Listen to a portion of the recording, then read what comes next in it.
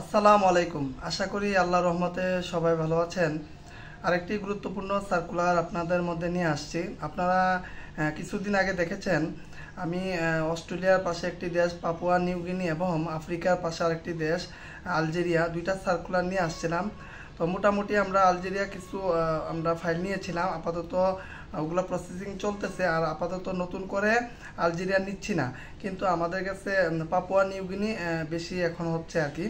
তো আপনারা চাইলে পাপুয়া নিউ গিনিতে কেরিয়ার শুরু করতে পারেন। এটা সরাসরি ওয়ার্ক পারমিট ভিসা। তো আপনারা অনেকেই জানেন পাপুয়া নিউ গিনিতে সরাসরি কোনো একটা মাধ্যমে ছাড়া আসলে ভিসা হয় না।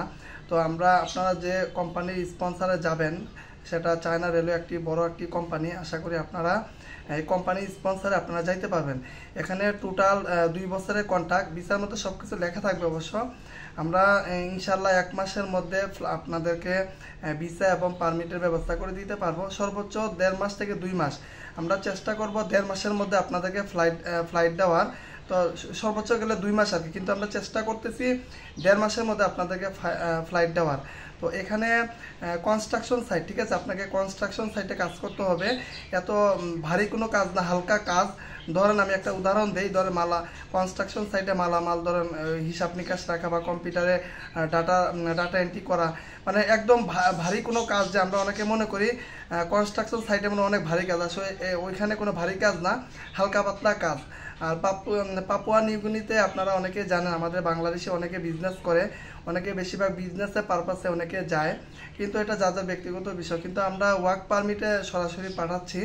এখানে 2 বছরের কন্ট্রাক্ট থাকবে, ঠিক আছে। 2 বছর পর কোম্পানি যদি মনে করে আপনাকে রাখবে, ওনারা নবায়ন করবে। আর যদি আপনি চলে আসতে চান তাও চলে আসতে পারেন। আপনারা একটা জিনিস আমি বলি, যদি 2 বছর পরে আপনারা বাংলাদেশে চলে আসেন, যদি কোনো সমস্যা না করে, তাহলে কিন্তু এখান থেকে আপনার একটা এক্সপিরিয়েন্স থাকবে যে আপনি 2 বছর পাপুয়া নিউ গিনিতে ছিলেন কোনো ঝামেলা ছাড়াই। তখন কিন্তু আপনারা ইউরোপের জন্য সহজে কিন্তু ফাইল সাবমিট করতে পারবেন। আর যখন এই ফাইলগুলা এমবেসিতে যাবে, তখন দেখবে যে আপনি এর আগে 2 বছর একটা কোম্পানিতে ছিলেন পাপুয়া নিউ গিনিতে। তো আপনি ওখান থেকে আবার কন্ট্রাক্টে চলে আসে, এতে করে কিন্তু একটা ভালো থাকে, মানে ভিসার রেশিওটা ভালো থাকবে আর কি। এটা পূর্বে অনেকে এক্সপিরিয়েন্স কাজে লাগেছে, অনেকে সৌদি আরব বা কাতারে গিয়ে কোম্পানির মাধ্যমে গিয়ে 2 বছরের কন্ট্রাক্ট শেষ চলে আসতে পরে এখান থেকে পরে আপনার ইউরোপের জন্য ট্রাই করছে, ওরা বেশিরভাগই চলে গেছে আর কি। তো এটা একটা বেনিফিট আর কি, সবার ক্ষেত্রে যে হবে এরকম না। তো এখন যারা পাপুয়া নিউ গিনিতে ক্যারিয়ার করতে চান, আপনারা চাইলে আমাদের সাথে যোগাযোগ করতে পারেন। আমরা ইতিমধ্যে ফাইল নেওয়া শুরু করেছি। আগে যারা ফাইল দিয়েছেন ইতিমধ্যে ওনারা সম্ভবত এই মাসের মধ্যে ওনাদের ফ্লাইট হয়ে যাবে। তো এখানে টোটাল খরচ বা অ্যাডভান্স আপনাকে কিছু টাকা দিতে হবে। ওইটা যারা পার্সোনালি ইনবক্সে এটা যোগাযোগ করবেন, যারা অরিজিনালি আগ্রহী তাদেরকে আমরা এটা বলে দিব।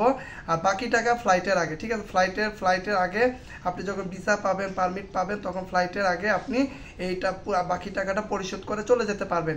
এর আগে আমরা ফাইলের সাথে কিছু টাকা নিব, আর বাকিটা ফ্লাইটের আগে আপনারা দিয়ে কমপ্লিট হয়ে চলে যাবেন।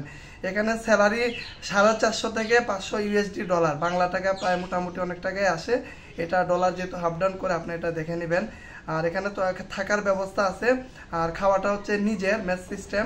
আর এখানে ডিউটি হচ্ছে 8 ঘন্টা। হ্যাঁ, যদি ওভার টাইমের সুযোগ থাকে ওভার টাইমে করবেন, কোম্পানির পলিসি অনুযায়ী। অনেক কোম্পানি আছে 8 ঘন্টা পরে ডিউটি করতে দেন, আবার অনেকে আছে 8 ঘন্টা পর আপনি 3-4 ঘন্টা ওভার টাইম করতে পারবে। এটা কোম্পানির বিষয়, এর জন্য আমরা অগ্রিম বলি না যে আপনাকে ওভার টাইম দিবে।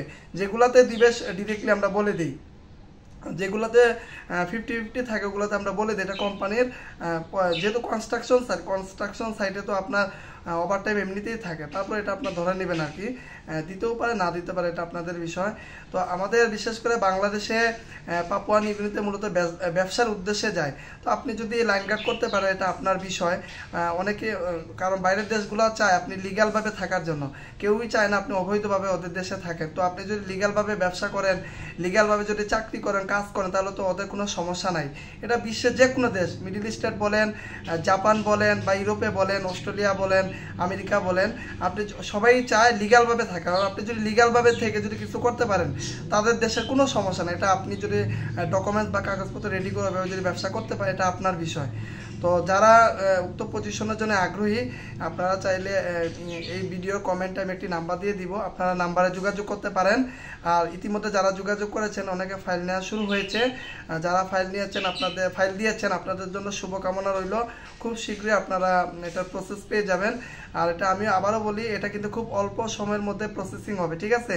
আমরা 1 মাসের মধ্যে ইনশাআল্লাহ ভিসা এবং পারমিটের ব্যবস্থা করে দিতে পারবো ইনশাআল্লাহ। বাকিটা আপনার আমার চেষ্টা রিজিক। আর ইনশাআল্লাহ আমরা 1.5 মাসের মধ্যে ফ্লাইট দেওয়ার চেষ্টা করব। তো যারা পাপুয়া নিউ গিনিতে কেরিয়ার শুরু করতে চান আপনারা চাইলে আমার সাথে যোগাযোগ করতে পারেন। এই ভিডিও ফার্স্ট কমেন্টে আমি ফোন নাম্বার দিয়ে দিব। তো ধন্যবাদ সবাইকে। আর ডকুমেন্টের ক্ষেত্রে আপনার পাসপোর্ট লাগবে, যদি পুলিশ ক্লিয়ারেন্স থাকে পুলিশ ক্লিয়ারেন্স প্রয়োজন আছে, আর যদি কোনো চাকরির অভিজ্ঞতা থাকে, আমরা জানি একটা কনস্ট্রাকশন সাইটে বিভিন্ন ধরনের কাজ থাকতে পারে, ইলেকট্রিক্যাল, মেকানিক্যাল।